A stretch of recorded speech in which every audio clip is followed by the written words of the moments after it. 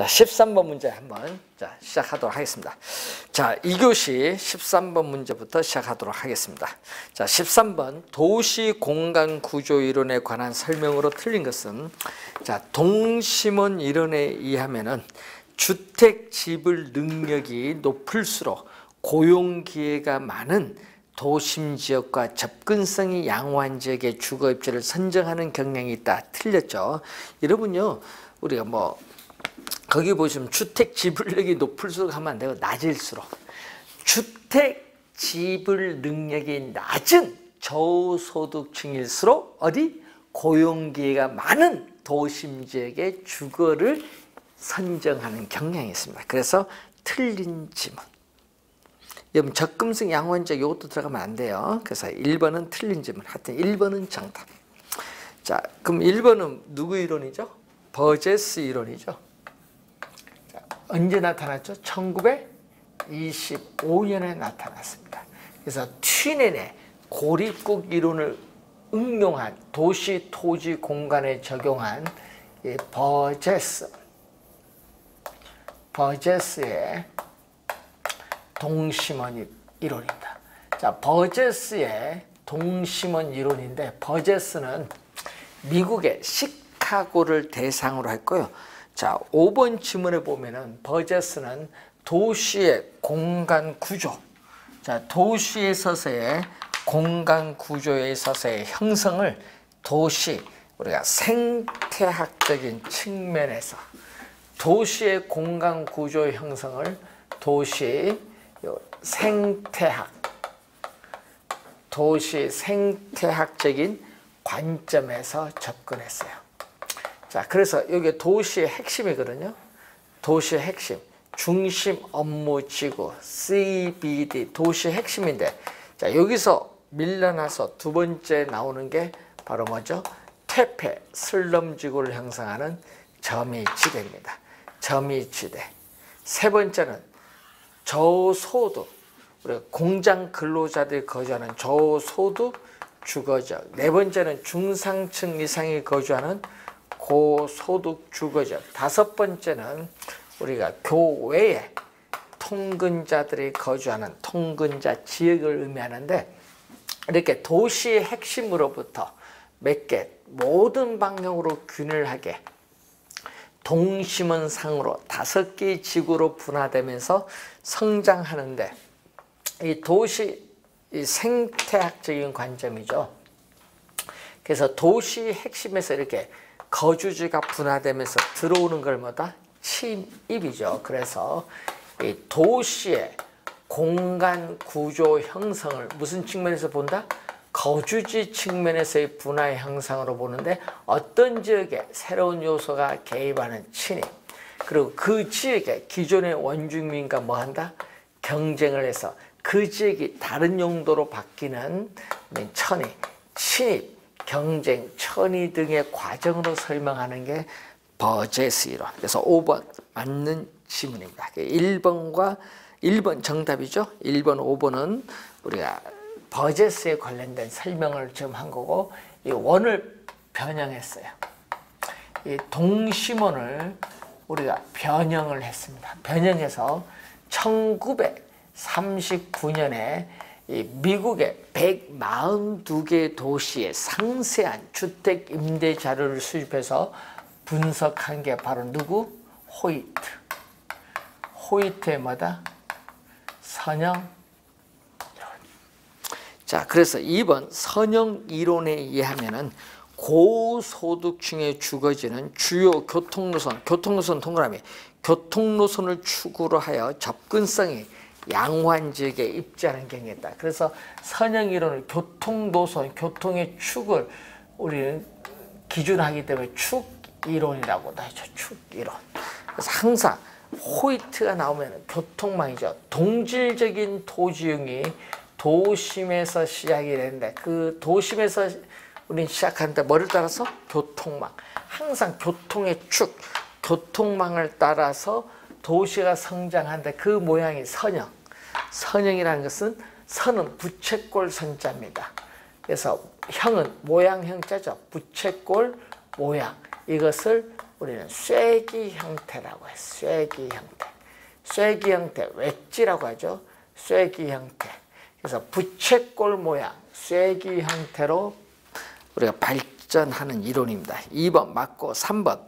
선형 이론에 의하면 도시의 주거 공간 유형을 결정하는 관건은 높은 주택 가격을 지불할 수 있는 고소득층에 있어서의 주거지에 대한 입지 선택 능력이라고 보는 거죠. 맞는지는. 네 번째, 다 핵심 이론인데, 자, 이 동심원 이론을 우리가 보완을 하죠. 동심원 이론을 보완해서 1945년에 나타났습니다. 맥켄지라는 학자의 주창을 하고요. 이 해리스와 울만. 자, 이 해리스와 울만의 연구에서 나타나는 다 핵심 이론. 그러니까 하나의 핵심이 아니라 여러 개의 핵심이죠. 도심의 기능이 분화되면서 부도심이 형성돼요. 따라서 대도시나 거대 도시 설명에 적합한 이론이죠. 그래서 이 다핵심 이론에서 도시 토지 이용의 패턴, 유형은 단일 핵심, 이렇게 단일 핵심의 주위에서 형성되는 것이 아니라 몇 개 이산, 흩어져 있는 이산되는 핵심과 그 주위에 형성된다고 했다. 개념 맞습니다. 그래서 정답은 몇 번? 1번이 정답. 14번. 이 지대 이론에 관한 설명으로 틀린 것은 리카도는 비옥도의 차이에 따라 지대의 차이가 발생한다는 차액지대설을 주장을 했죠. 자, 리카도는 고전학파입니다. 리카도는 이 고전학파의 대표적인 학자가 데이비드 리카도죠. 리카도의 차액지대설입니다. 그래서 영국에서의 우리는 농업용 토지에 있어서의 이 비옥도의 차이, 이 비옥도의 차이에 따라서 이 농업용 토지의 단위 면적당 수확량, 이 생산성의 이 차이, 단위 면적당 수확량, 생산성의 이 차이가 뭐를 가져온다? 바로 이 지대의 차이를 가져오죠. 그래서 리카도는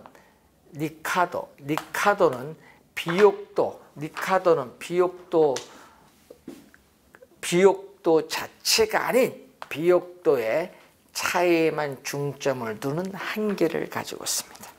자, 그래서 1번 맞는 지문이죠. 비옥도가 포인트고, 2번 마르크스는 토지 소유자는 단지 토지를 소유한다는 그 자체로 인해서 지대가 발생한다는 우리가 절대 지대설을 주장했죠. 그래서 마르크스는 자본주의 경제체제 하에서 토지가 사유화됨에 따라서 우리는 절대 지대가 발생을 하는데, 그래서 이 토지 소유 자체,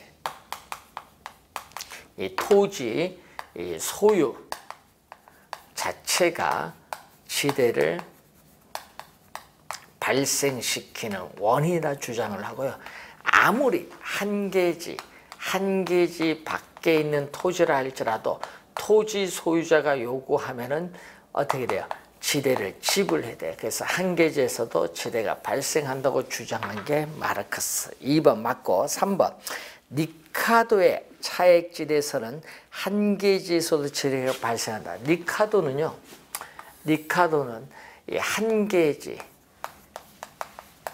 한 개지를 우리는 열등지인데, 리카도는 한 개지를 토지의 생산성이 가장 낮은 토지입니다. 토지의 생산성이 가장 낮은 토지로서 이 생산물 가격과 생산비가 일치를 하기 때문에 우리는 지대가 발생하지 않는다. 지대가 제로다. 발생하지 않는다고 주장을 하죠. 그래서 3번 정답. 튀넨의 입지 이론에 따르면 토지의 비옥도가 동일하다. 토지의 비옥도가 동일하더라도 위치에 따라 지대의 차이가 발생하죠. 자, 튀넨의 우리는 위치 지대설이죠.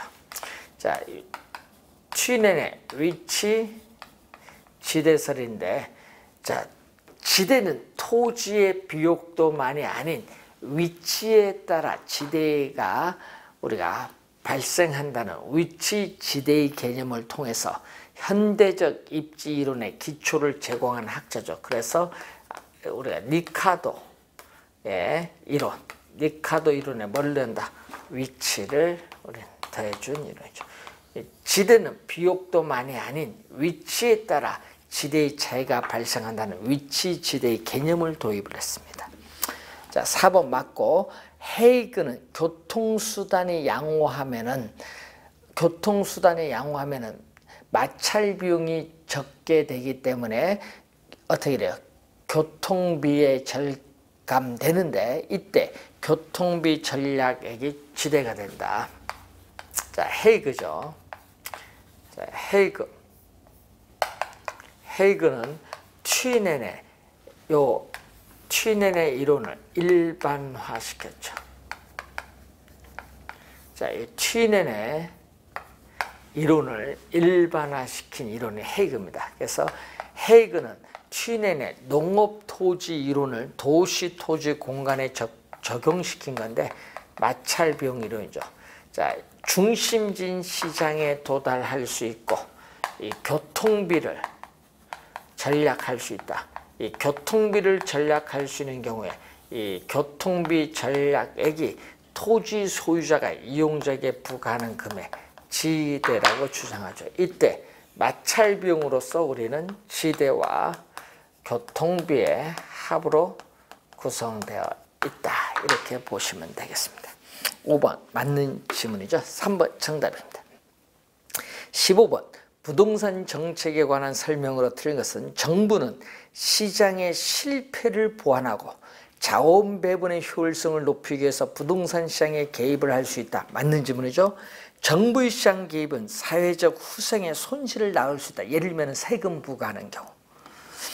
자, 마이너스 V 외부 효과가 발생하는 경우 세금 부과, 예를 들면 공해세와 같은 세금 부과나 토지 이용 규제 등을 통해서 자원 배분의 비효율성을 감소시킬 수 있습니다. 맞는 점은 지역지구제의 목적은 토지 이용에 수반되는 정이 아니라 부입니다. 부. 그래서 틀린 질문이죠. 자, 지역지구제 용도, 우리가 이 지역지구제를 실시하는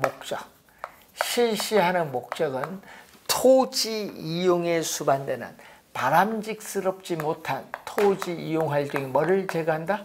부. 시험에는 이걸 뭘로 출제를 많이 한다? 플러스로 많이 출제합니다. 정으로 많이 출제하는, 정이 아니라 부의 마이너스 외부 효과. 부의 외부 효과를 감소시키는 것은 한정된 토지를 합리적, 효율적으로 이용하는 데 목적이 있어요. 그래서 4번 정답, 정이 아니라 부입니다. 5번 공원 등과 같은 공공재인 경우에는 과소 동그라미, 과소 생산에 문제가 발생하기 때문에 정부는 적정한 양의 공공재를 공급하기 위해서 시장에 개입할 수 있죠. 그래서 여러분 시험에 매년 출제되는 게 요거죠. 정부에 있어서 뭐를 출제하는 거야? 정부의 시장 개입을 출제하잖아요. 정부가 왜 부동산 시장에 개입을 하느냐? 요즘 뉴스 많이 나오죠. 왜 개입해요? 뭐 여러 가지 많잖아요. 뭐 투기, 지금 부동산 가격이 투기로 인해서 급등하기 때문에 주택 가격을 안정시키기 위해서 개입하잖아요. 이유, 근거, 필요성, 이런 내용들이 우리 시험에 출제한다. 원래 반드시 출제를 해요. 그 중에서 뭐가 있다? 우리 시장의 실패란 게 있거든요. 이 시장에서 어떤 외부 요인에 의해서 자원이 비효율적으로 배분이 이루어지는 상태를 시장의 실패인데, 이 시장의 실패를 우리는 보완하기 위해서 우리는 시장에 개입을 한다. 근데 이 시장 실패의 원인, 이 시장 실패의 원인이 많거든요. 규모의 경제가 작용하는 경우, 독과점 같은 불안정 경쟁 기업이 존재하는 경우, 또 외부 효과가 존재하는 경우, 자, 외부 효과가 존재하는 경우, 또 공공재가 존재하는 경우가 있어요. 자, 이때 주의해야 될 것은 공공재인데, 자, 공공재 시험에 나오면 주의해야 될 게 있어요. 공공재는 어떤 상품을 공공재라고 하냐? 공공재가 가지는 특성이 두 가지가 있어요. 우선은 이 소비에 있어서의 비경합성. 자, 여러분이 소비에 있어서 우리는 어떤 사람이 소비하더라도 편익은 줄어들지 않아요.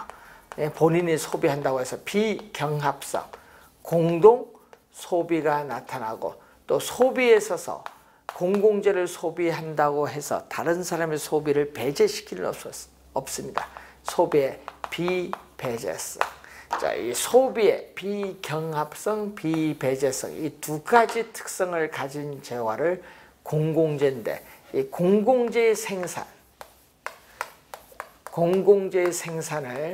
이 민간의 시장 기구에 맡기면, 자, 공공재의 생산을 민간의 시장 기구에 맡기면은 공공재를 생산하는데 수익자 부담의 원칙에 따라서 비용을 지불해야 돼요. 그렇기 때문에 속으로는 공공재가 필요함에도 불구하고 밖으로는 공공재에 대한 수요, 선호를 나타내지 않죠. 그렇기 때문에 사회적으로 필요한 양보다는 적게 과소 생산, 공급되는 경향이 있다. 시험에는 또 과대도 많이 내죠. 과대가 아니라 과소 생산, 공급되는 경향이 있다. 자, 5번 주의 좀 해두셔야 되고, 4번 정답. 자, 16번.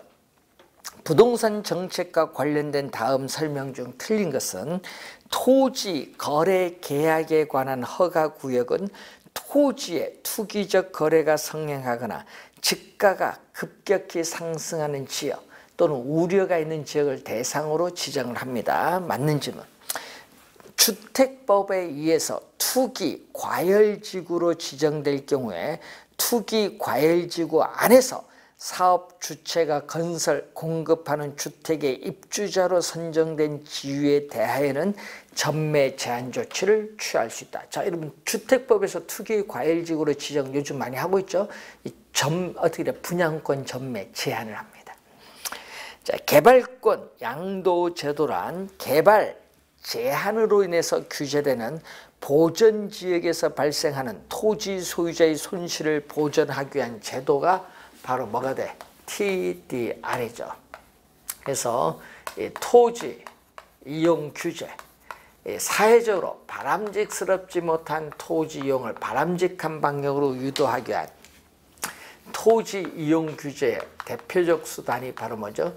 지역, 지구제라든지 개발권, 지역 지구제라든지 개발권 양도 제도를 말하는데, 자, 시험에 3번 출제된 내용이 뭐죠? 개발권 양도 제도에서 3번 출제를 한 내용이 우리나라에서는 현재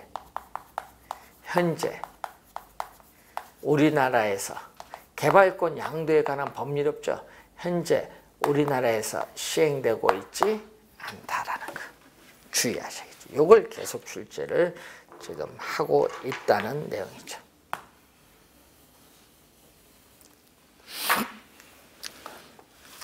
자, 4번. 토지은행 제도는 미래 동그라미, 미래 용도를 위해서 정부가 미리 저렴한 가격으로 미개발 토지를 대량으로 구입을 합니다.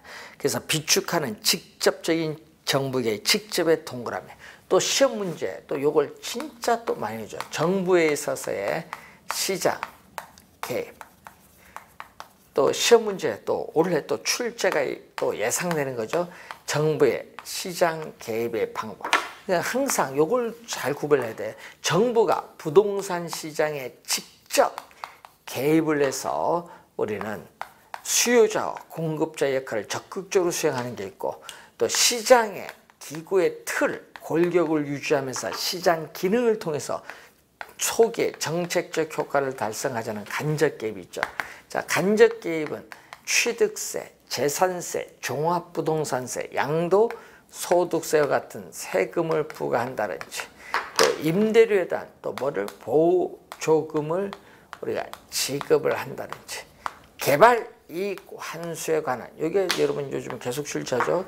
개발이익 환수에 관한 법률에 의한 우리가 개발 부담금을 우리가 부과를 한다든지, 그리고 우리 토지에 대한 정보를 창출해서 제공하는 행정상 지원도 해줄 수 있고, 최근에 금융기관을 통해서 정부는 개입을 하죠.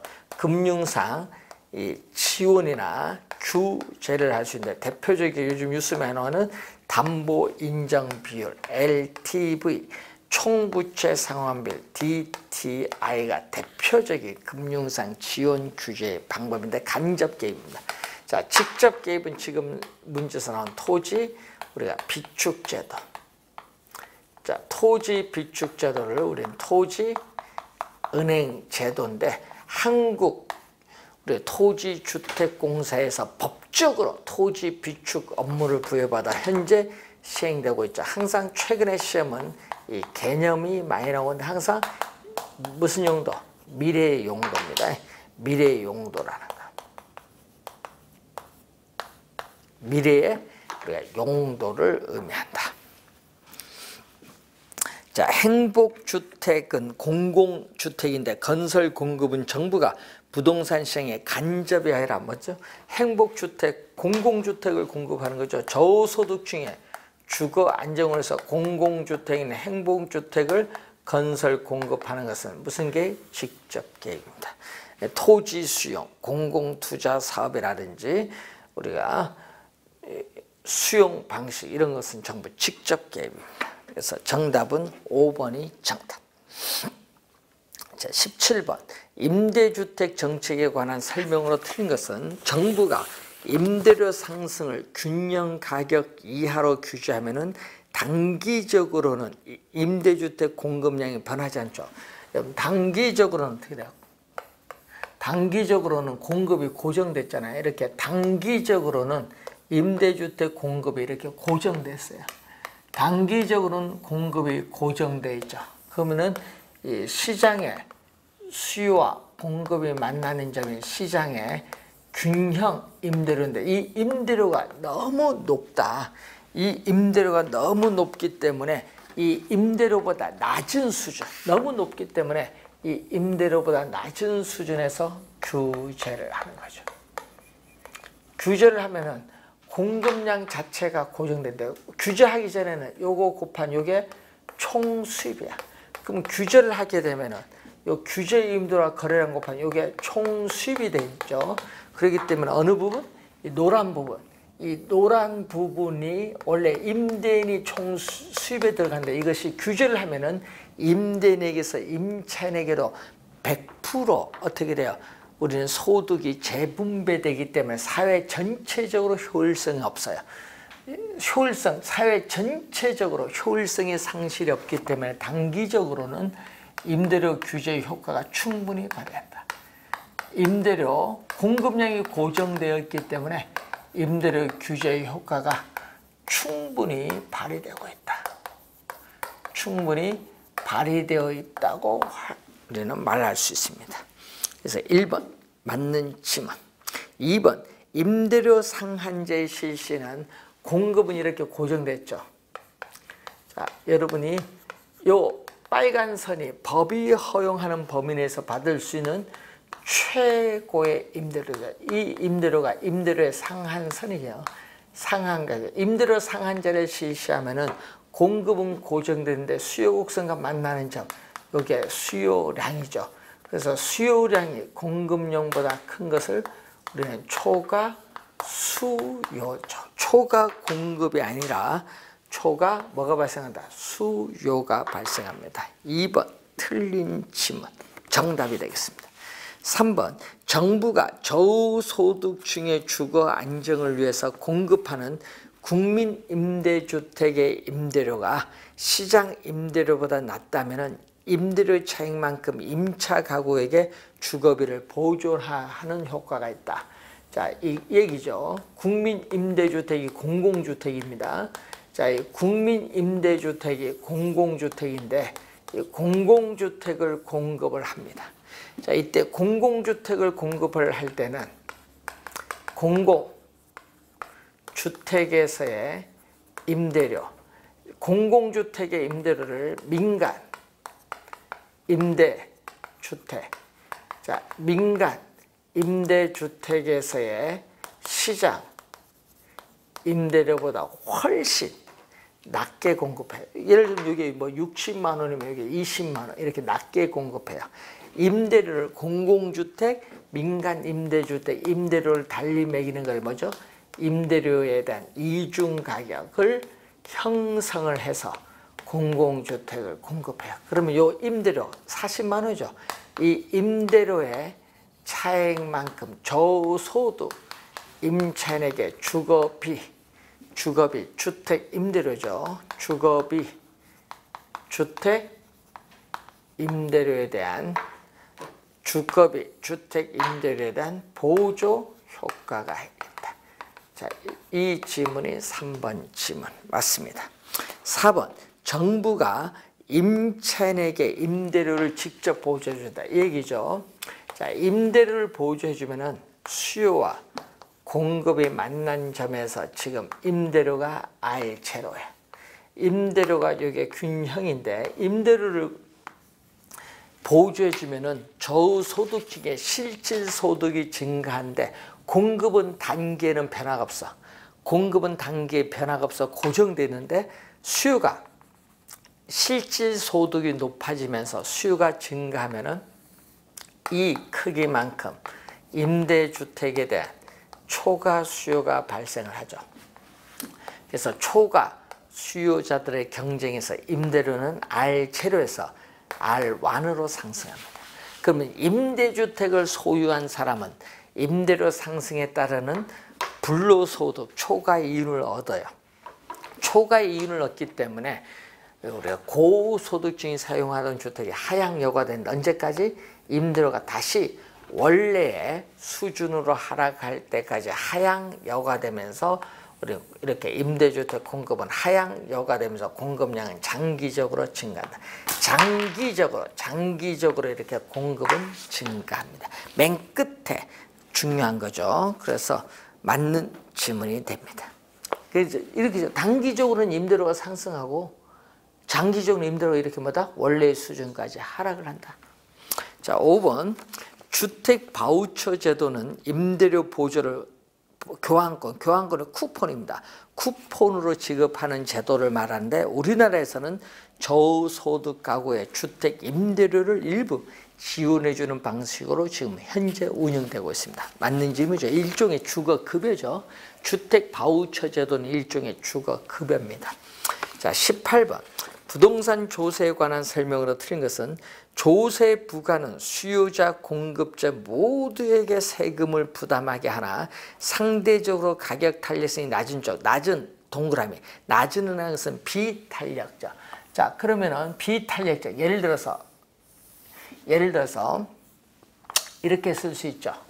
자, 수요 곡선의 기울기가 급하면 비탄력적. 수요 곡선의 기울기가 급하면 비탄력적. 공급 곡선의 기울기가 완만하면 탄력적. 자, 공급 곡선의 기울기가 완만하면 탄력적. 자, 여기서 세금을 부과하면은 세금액만큼 공급 곡선이 수직으로 상향 이동하죠. 그럼 새로운 균형점에서 우리는 임대료 상승을 통해서 이 부분은 누가 부담? 수요자가 세금을 부담을 해요.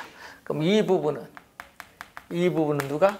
공급자가 부담하죠. 그래서 공급이 탄력적일 때는 공급자가 세금을 적게 부담하기에 유리하다. 탄유. 공급자가 탄력적일 때는 공급이 탄력적일 때는 공급자가 세금을 적게 부담하기 때문에 유리하다. 탄유. 그래서 여러분이 암기 늘 하고 있죠. 탄유. 그래서 1번 어떻게 돼요? 맞는 질문. 양도소득세가 중과가 되면은 주택 소유자는 주택을 처분하면 세금을 많이 내야 돼. 처분을 안 합니다. 주택 공급의 동결 효과로 인해서 오히려 주택 가격이 상승할 수도 있습니다. 하락한다니까 틀렸어요. 상승할 수도 있다. 2번 정답. 수요 곡선이 완전 탄력적이다. 3번 질문이 이거거든요. 수요 곡선이 완전 탄력적일 때는 이렇게 뭐가 된다? 수평선. 자, 완전 탄력적일 때는 수평선. 자, 이 수평선일 때 어떻게 돼요? 공급자에게 세금을 부과를 이렇게 하더라도 어떻게 돼요? 새로운 균형점에서 가격은 변하지 않죠? 가격은 변하지 않아요. 가격은 불변이에요. 가격은 변하지 않는다는 것은 수요자에게 가격 인상을 통해서 조세를 증가시킬 수는 없다. 조세를 증가시킬 수는 없어요. 그래서 3번 맞는 질문. 4번 헨리 조지의 주장에 의하면은 토지는 공급이 완전 비탄력적이다. 이렇게 토지에 있어서의 공급이 완전 비탄력적이다. 완전 비탄력적인 수직선이라는 것은 현재 이용되고 있는 용도 이외의 다른 용도는 이용하지 못하죠. 그래서 토지 보유세를 부과하더라도 토지에 대한 보유세를 부과하더라도 공급이 고정되어 있어요. 자, 토지 공급량 자체가 변화가 없어요.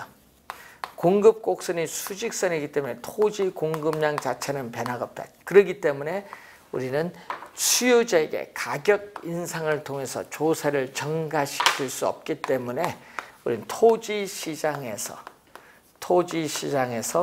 자원 배분의 왜곡을 초래하지 않는 이 세금을 효율적 세금이라고 하죠. 그래서 맞는 질문. 부동산 조세는 주택 문제를 해결하는 기능이 있죠. 고가주택에 대해서는 세금을 중과세함으로써 고가주택 공급을 억제하고 임대주택 공급에 대해서는 조세를 감면함으로써 임대주택 공급을 증가시킴으로써 주택 문제를 해결하는 기능을 가지고 있습니다. 자, 19번 문제. 부동산 투자의 위험과 수익에 관한 설명으로 틀린 것은 자, 부동산 투자에서 일반적으로 위험과 수익은 비례 관계를 가지고 있다. 비례 동그라미. 자, 비례 동그라미 치면 이 얘기죠. 위험, 기대, 수익률 평면에서 위험이 제로일 때 우리는 얻을 수 있는 요 수익률이 무위험률이죠. 이렇게 위험이 높을수록 수익률도 어떻게 이렇게 증가하죠. 일반적으로 위험과 수익은 비례 관계에 있습니다. 비례는 플러스입니다. 플러스. 비례 동그라미. 비례는 플러스. 만든 점은 요구 수익률은 투자자가 대상 부동산에 자금을 투자하기 위해서 충족돼야 할 최소한의 수익률, 최소의 동그라미. 요거 27회 시험에는 최대로 출제했죠. 최소한의 수익률로서 투자 주체에 따라 요구 수익률은 달라질 수 있기 때문에 요구 수익률을 주관적 수익률이라고 합니다. 그리고 요구 수익률은 기회비용 개념입니다. 그래서 2번 맞고 3번 수익률의 분포가 정규 분포다. 자, 3번 이 얘기거든요. 수익률의 분포가 이렇게 평균을 중심으로 좌우 평균 기대의 수익률을 중심으로 좌우 대칭인 이 곡선을 뭐라고 한다? 정규 분포 곡선이에요. 정규 분포 곡선. 그래서 우리의 수익률의 분산이나 표준 편차로 위험을 측정할 수 있다. 위험의 측정 맞습니다. 민감도 분석은 투자 효과를 분석하는 모형의 투입 요소가 변함에 따라 그 결과치는 뭐죠? 수익성. 그 결과치인 수익성이 어떠한 영향을 받는가를 분석하죠. 자, 25회도 출제했고 27회도 또 출제한 지문이죠. 자, 오염 관리 방향으로 우리는 요구 수익률을 하향 조정한다. 그래서 여러분이 우리가 보수적인 예측 방법이라는 게 있어요. 자, 오염을 처리하는 방법 중에 보수적 예측 방법이 있죠. 자, 보수적 예측 방법은 것은 부동산 투자안으로부터 장래 기대되는 수익률을 최대, 중간, 최소로 측정을 해서 뭐를 기준? 이 최소의 기대의 수익률을 뭐와 비교한다? 요구 수익률과 비교해서 투자 결정을 하는 방법을 보수적 예측 방법이야. 그러니까 뭘 한다? 이 기대의 수익률을 최소로 가야 되니까 하향, 요구 수익률이 아니라 기대의 수익률을 하향 조정해야 돼. 하향. 그리고 민감동 평균은 수익이고 분산은 위험입니다. 평균, 분산, 분사. 평균은 수익, 위험은 분산. 기대의 수익률을 하향에 아니라 뭐죠? 기대의 수익률을 요구 수익률이 아니라 기대의 수익률을 뭐 한다? 하향 조정. 요구 수익률이 아니라 기대의 수익률을 하향 조정합니다. 5번 정답. 자, 20번 문제. 다음과 같은 조건에서 부동산 포트폴리오의 기대의 수익률은 단 포트폴리오 비중 A 부동산 40%, B 부동산 60%다. 자, 그러면은 자, 이 기대 수익률은 또 올해 출제가 예상되는 문제거든요. 기대 수익률은 잘 구해야 되는데 A 부동산을 보면은 자, A 부동산의 기대 수익률은 얼마? 자, 포트폴리오를 구성하는 자산 A 부동산의 기대 수익률은 호황일 경우에 얼마? 불황일 경우에 A 부동산은 불황일 경우에 20%. 자, 불황일 경우에는 20%, 호황일 경우에는 70%. 자, 이때 호황일 경우에는 얼마? 각 경제 상황이 발생할 우리가 확률이고 불황일 경우는 몇 프로? 60%, 호황일 경우에는 40%. 26 얼마? 12%. 이건 74, 28%. 더해졌더니 몇 프로? 40%죠. A의 기대 수익률은 40%. 자, 그럼 B의 기대 수익률은 불황일 경우에는 몇 프로? 10%. 부당일 경우에는 10%. 호황일 경우에는 몇 프로? 30%. 자, 불황일 확률 60%, 호황일 확률 40%. 그러면 6%에다가 12% 대조니까 얼마?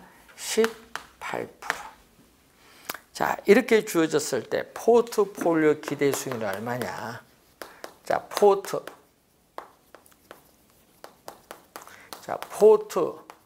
포트폴리오의 기대 수익률은 포트폴리오 구성하는 개별 자산 A의 기대 수익률 몇 프로?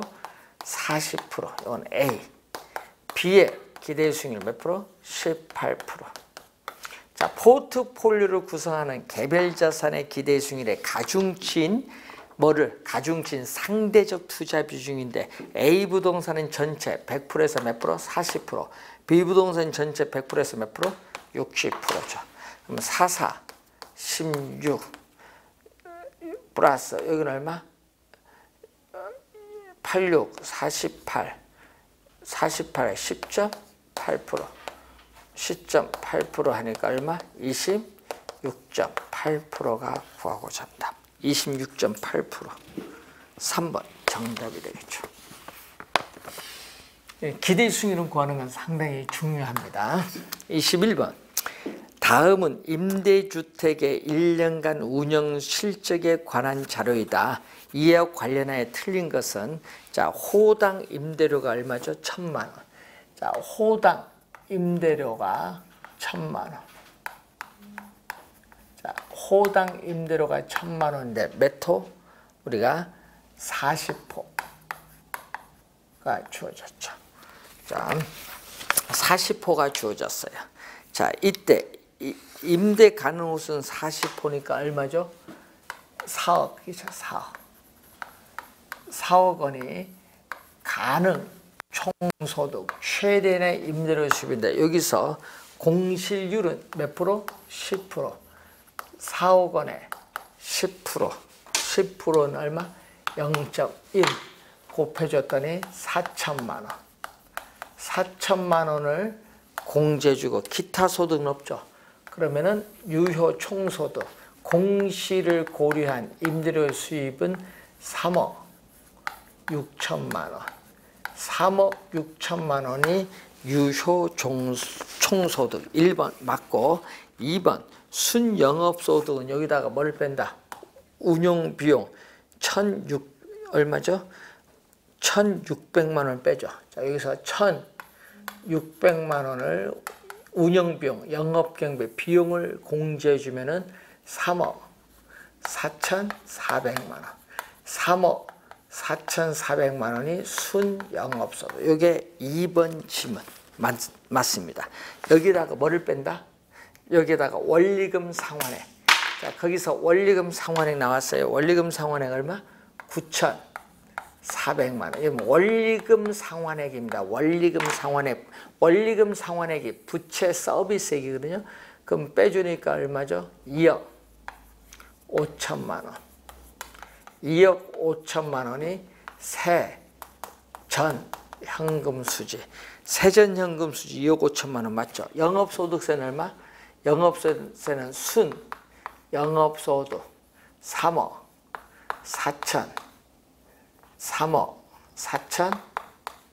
4,400만 원에서 뭐를 대체 충당금은 세금 공제 대상이 되지 않죠.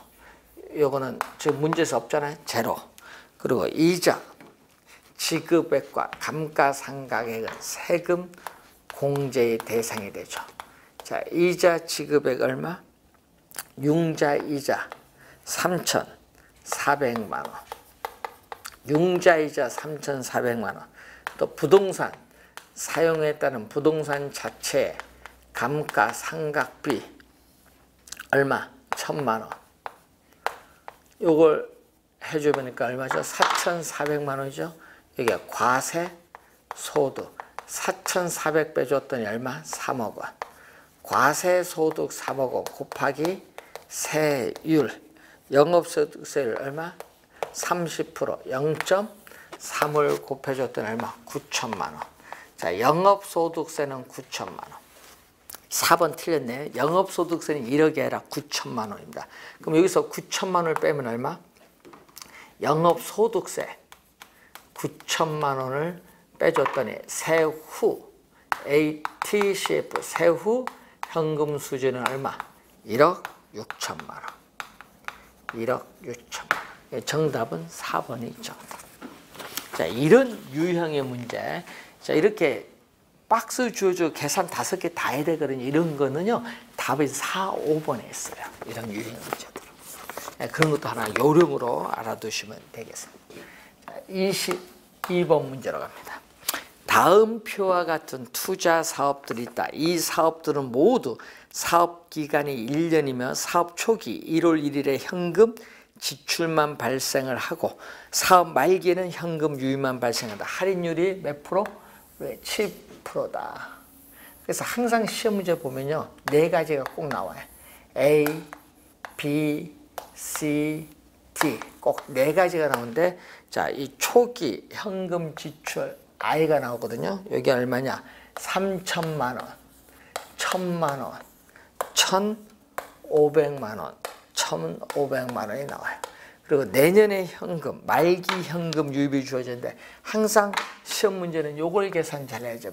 요거. 뭐를? PV를 계산 잘해야 돼. 이 PV가 뭐죠? 현금 유입의 현가. 이거의 계산 잘해야 돼. 현금 유입의 현가를 우리는 PV. 현금 유입의 현가가 PV인데 이게 바로 뭐죠? 말기. 말기에 현금 유입. 자, 말기에 현금 유입을 뭘로 나눈다? 우리 할인율로 나누는데 할인율이 7%. 7%니까 0.07. 사업기간은 1년이니까 1승. 1.07로 나눠주면 돼. 자, 7,490만 원을 1.07로 나눠주면 얼마? 7,490만 원을 1.07로 나눠주면 얼마? 7천만 원? 그리고 2,675만 원을 얼마? 1.07로 나누면 이건 얼마가 돼요? 전체계산하면은 뭐 2,500 되나? 그리고 3,210만 원을 나눠주면 이건 3,000만 원이 되나? 자, 그리고 4,815만 원을 또 1.07은 4,500만 원. 자, 그럼 문제에서 현금 순현가는 현금 유입의 현가에서 현금 유출의 현가를 뺀 거고, 수익성 지수는 PV를 I로 나눠준 게 수익성 지수지 뭐. 자, 그럼 얼마죠? 그래서 7,000에서 3,000을 빼니까 얼마? 4,000. 그리고 얼마? 2,500에서 1,000을 빼니까 1,500. 3,000에서 1,500 빼니까 1,500. 4,500에서 1,000 빼니까 3,000. 요거는 7,000을 얼마? 3,000은 3분의 7. 2,500을 1,000은 2.5. 요거는 1,500, 3,000은 1,500 나누면 2. 4,500, 1,500 나누니까 3. 이런 얘기지. B와 수의 순현재 가치는 1,500만 원 같습니다. 1번 맞고, 2번 수익성 지수가 가장 큰 건 얼마? 수익성 지수가 가장 큰 건 요거는 2.3 정도 되니까 얼마? 요게 가장 크죠. D. 순현재 가치가 가장 큰 건 A 맞고, A가 맞고, 수익성 지수가 가장 작은 거는 뭐? 요거 2인 C. 4번 정답이죠. D의 순현재 가치는 B 1,500의 2배 맞습니다. 그래서 정답은 4번이 정답. 이렇게 표를 가지고 또 해석하는 문제죠. 해석하는 문제 정답은 4, 5번에 있다는 걸 늘 염두에 두셔야 됩니다. 또 되겠네요. 자, 23번. 부동산 투자 분석 기법에 대한 설명으로 옳은 것은 부채 감당률이 1보다 크다. 자, 부채 감당률. 매년 출제되는 또 중요한 용어죠. 자, 부채 감당률은 또 매년 출제되는 중요한 용어. 부채 감당률은 순 영업소득. 순 영업소득이 부채 서비스의 원리금 상환액의 몇 배가 되는가 측정하는데, 이 값이 1보다 크다는 것은 순 영업소득이 부채 서비스의 원리금 상환에 갚고도 남는 금액이 있다. 그래서 여러분이 부채의 할부금 밑줄, 부채의 할부금은 원리금 상환액입니다. 원리금 상환액을 상환하고도 남는 잔여액이 있다는 의미 맞는지 뭐. 자본환원율은 종합환원율입니다. 자본환원율은 종합환원율로서 순소득승수의 역수야. 순소득승수의 역수인데 지분이 아니라 뭐죠?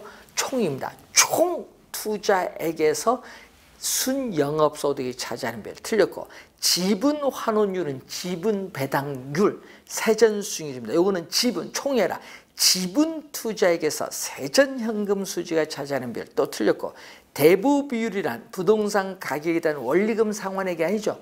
대출금, 원리금 상환액이 아니라 대출금의 비율. 또 부채 비율은 부채가 아니라 자본 총계에 대한 부채 총계의 비율. 틀린 지문이죠. 1번 정답입니다. 24번 문제로 가는데, 24번 또 계산을 5개 또 다 해야 돼. 이런 경우는 또 답은 4, 5번에 있는 거예요. 항상 5개 계산 다 해야 됩니다. 자, 1번 저당 환원율을 묻죠. 저당 환원율인데 문제는 다음 1년간 현금 흐름 관련표에서 계산한 비율이 옳은 것. 다만 저당 대출은 원리금 요거죠.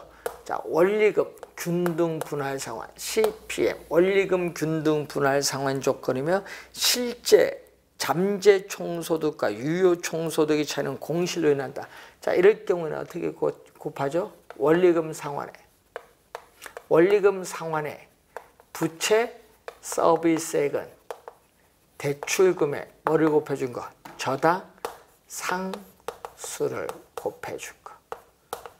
자, 저당 상수가 저당 환원율이죠. 그러면 저당 상수, 저당 환원율은 나눠주죠. 대출금 얼마? 대출금은 부동산 가격 단위 1,000원이니까 공 3개 붙이면 돼요. 10억 원에서 대출 비율 80% 8억이야. 그럼 대출금은 얼마? 대출금은 8억. 대출금은 8억 원. 대출 비율은 대부 비율이거든요. 80%니까 8억 원. 예? 대출금 8억에 원리금 상환액 문제에서 얼마? 원리금 상환액은 거기에 6천만 원 순영업소득 6천만 원에서 뭐를 빼주면 돼? 세전현금 흐름 2천만 원을 빼주면 되죠. 세전 순영업소득에서 세전현금 흐름을 빼면 원리금 상환액 부채 서비스에 곱하기 100을 해주니까 얼마? 공 2개 없어지죠? 그럼 얼마? 800만 원 위에 4천만 원 4천만 원 800만 원 나누니까 몇 프로? 5%. 1번 틀린 지문. 2번 지분 환원율. 지분 환원율을 뭐라고 하죠?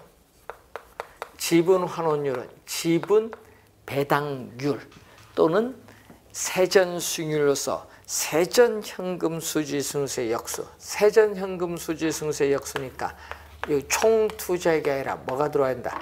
지분 투자액에 대해서 뭐가 차지하는 비율? 세전 현금 수지. 지분 얼마? 부동산 가격 10억에서 대출금 8억을 뺀 지분 투자액은 2억 원. 2억 원 중에서 세전 현금 흐름 얼마? 2천만 원. 곱하기 100을 했을 때 몇 프로? 10%. 10%. 2번도 틀렸고. 3번 공실률.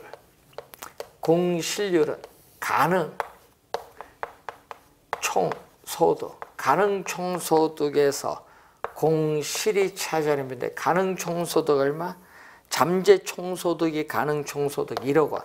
1억 원에서 우리 공실은 가능 총소득에서 뭘 뺀다? 유효 총소득 9,500만 원. 유효 가능 총소득과 유효 총소득의 차이가 공실이야.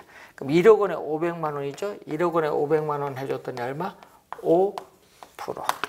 5%. 3번도 틀렸고 4번 영업경비 비율.